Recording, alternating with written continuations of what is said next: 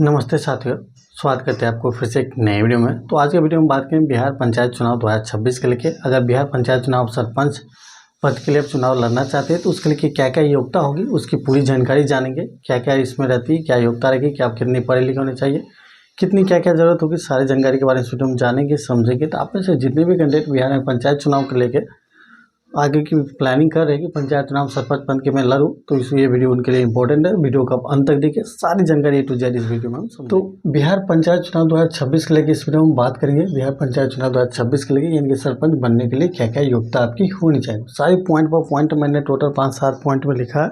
उस सारे पॉइंट पर पॉइंट अच्छे से देखेंगे और समझेंगे। तो पहला पॉइंट है सरपंच बनने के लिए क्या क्या योग्यता है, उसमें पूरा देखेंगे। यानी कि आपको सरपंच बनने के लिए भारत की नागरिक होना आपके लिए जरूरी है, भारत के नागरिक होना चाहिए और बिहार के आप मूल निवासी है तो आप इस चुनाव में चुनाव लड़ सकते हैं।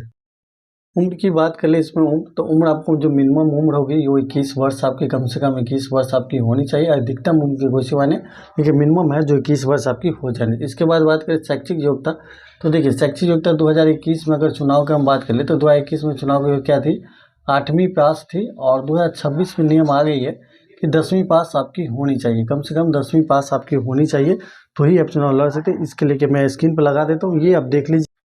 ये वीडियो हम जब शूट कर रहे थे उस डेट में पेपर में आया था, तो मैं आपको लगा दिया कि कम से कम 10वीं योग्यता आपकी होनी चाहिए।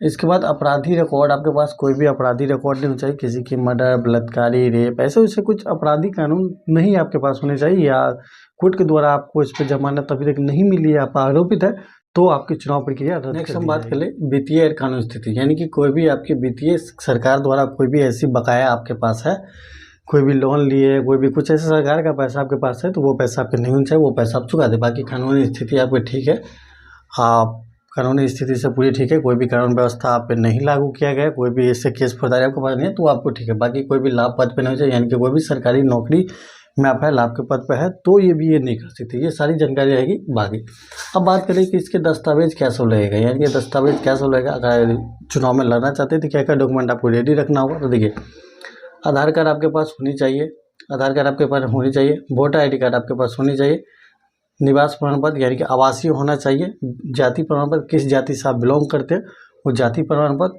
ये सारे लगभग 6 महीने के अंदर वाला होना चाहिए। बाकी शैक्षिक प्रमाण पत्र 10वीं पास कम से कम है तो 10वीं पास के सर्टिफिकेट होनी चाहिए, सर्टिफिकेट नहीं है तो आप निकलवा सकते हैं, सर्टिफिकेट आपकी होनी चाहिए। बाकी चलित प्रमाण यानी कैरेक्टर सर्टिफिकेट होनी चाहिए, थाना द्वारा कैरेक्टर सर्टिफिकेट बनता है तो वहाँ कैरेक्टर सर्टिफिकेट बना हो कि आप पे कोई केस मुकदमा ये नहीं चल रहा है, वो कैरेक्टर सर्टिफिकेट आपके होनी चाहिए।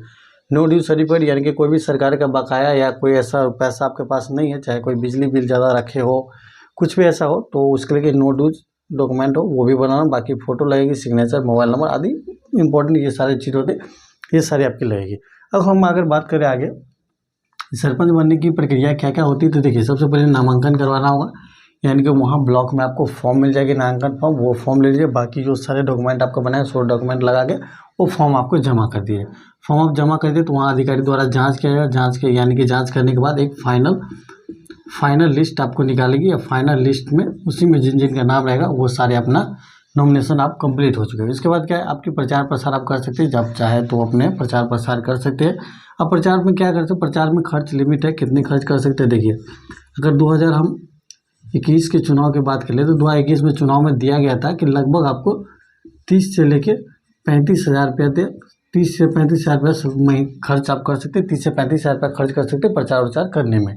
अगर हम बात करें इस बार 2026 में कितने रकम को तय किया है तो 2026 में अगर 40 से लेके 50,000 रुपये तक ले आप प्रचार में खर्च सकते हैं, जैसे कि बैनर बनवाना, लाउड स्पीकर से अपना प्रचार करवाना, कोई भी मैनिफेस्टो जारी करना, उसमें खर्च करना, वो सारी जानकारी के लेके आप लगभग अपने चुनाव प्रचार में 40 से 50,000 रुपये खर्च कर सकते हैं सरपंच के पद के लिए। बाकी इसके बाद आपको मतदान हो जाएगी, 48 घंटा पहले आपके जो प्रचार सरपंच मतदान और उसके बाद वोटिंग हो सारी चीज़ हो जाती है। इसके बाद अब कुछ नियम होते हैं। देखिए पंचायत चुनाव में नियम होते हैं आरक्षित सीट का, यानी आरक्षण सीट का रहता है कि यानी कि जनरल का सीट है, OBC का सीट है, SC का सीट है, ST का सीट है, ये सीट है या महिला का सीट है, ये आपके पंचायत चुनाव में आपके ब्लॉक द्वारा आपके पंचायत में तय किया जाता है, आपके जिला द्वारा तय किया जाता है। तो आपके पंचायत में कौन सी कैटेगरी में कितनी सीट दिया गया है, यानी कौन सी महिला का सीट दिया गया, इस बार जनरल में दिया है कि SC ST का सीट दिया गया या OBC की, तो वो सीट आरक्षण रहेगा। तो ही सबसे मेन मुद्दा रहता है आरक्षण सीट।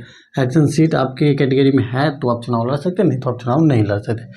बाकी नेक्स्ट हम बात करें SEC यानी कि election commission of state election commission. State election commission जो राज्य चुनाव आयोग है वही इसकी चुनाव करवाती है और इसकी प्रचार के कुछ नियम होते हैं कि प्रचार में कोई भी लोभी सामान आप नहीं दे सकते हैं, प्रचार प्रसार में लिमिट से पैसा खर्च नहीं कर सकते, प्रचार प्रसार लिमिट जो गाड़ी दिया जाएगा उतनी गाड़ी से ज़्यादा अपना रैली में नहीं निकाल सकते, प्रचार प्रसार में किसी को पैसे नहीं दे सकते, प्रचार प्रसार में किसी को ज़बरदस्ती वोटिंग क्लब नहीं कर सकते। ये सारी चीज़ के लिए आपका शिकायत होती है तो आपको नामांकन पत्र है वो भी आपकी रद्द कर दी जाती है। तो ये सारे नियम पे आपको ध्यान रखना पड़ेगा, ध्यान रखना।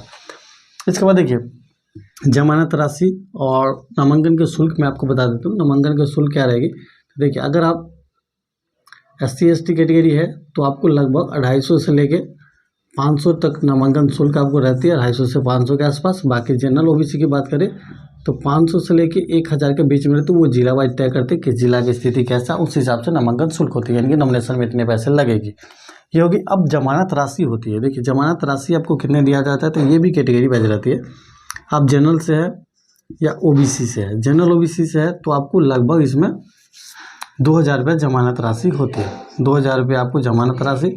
बाकी SC और ST कैटेगरी है तो इसमें आपको 1000 रुपये जमानत राशि रहेगी, 1000 रुपये। ये जमानत राशि है कि आपको मिनिमम जो वोटिंग परसेंटेज होते हैं उस वोटिंग परसेंटेज से भी कम वोट लाते हैं तो ये पैसा आपकी जब्त हो जाती है, ये आपकी सरकार के पास जाके। मिनिमम वोटिंग से आप ज़्यादा नंबर ले आते हैं, ज़्यादा वोटिंग ले आते हैं तो आपके पैसा ये वापस कर दिया जाता है। तो जमानत राशि कैसे जब्त होता है, कैसे बचाया जाता है, उसके लिए डिटेल बिल ऑलरेडी चैनल पर अवेलेबल है, नीचे डिस्क्रिप्शन में लिंक दे दिए, इन स्क्रीन पर मिल जाएगी, वहाँ से जाकर देख सकते हैं। तो इस वीडियो में आपको ग्राम पंचायत सरपंच बनने के लिए क्या क्या योग्यता होती है, क्या क्या दस्तावेज लगती है, कैसे कैसे नामांकन प्रक्रिया के लिए करती है, आप लड़ पाइए कि नहीं, ले इलेक्शन सीट है कि नहीं, वो आपके पंचायत चुनाव बाद है। और इस बार नई नियम भी दिया गया है कि कम से कम इसमें सरपंच लड़ने के लिए आपको 10वीं पास होनी चाहिए। तो आई होप इस वीडियो में सरपंच के पद के लिए मैंने सारी जानकारी अच्छे से बता दी, किस हिसाब से चुनाव प्रक्रिया हो तो किस हिसाब से आप लड़ सकते हैं। बाकी आई होप हम आशा करते हैं कि आप पूरी वीडियो अच्छे से समझे होंगे, जाने होंगे। फिर भी कोई डाउट या कन्फ्यूजन हो तो कमेंट के माध्यम से आप हमसे पूछिए, आपके कमेंट को जरूर रिप्लाई करेंगे। बाकी वीडियो पसंद आए तो लाइक शेयर जरूर करें, चैनल पर आप नए तो चैनल को सब्सक्राइब करके साथ में जरूर प्रेस कीजिएगा। और आपके कोई सब्जेक्ट है जिस पे मैं चाहूँ आपको वीडियो बना दूँ तो कमेंट सेक्शन में कमेंट जरूर कर दीजिएगा। चैनल पर नए तो सब्सक्राइब जरूर कर लीजिएगा। धन्यवाद, जय हिंद।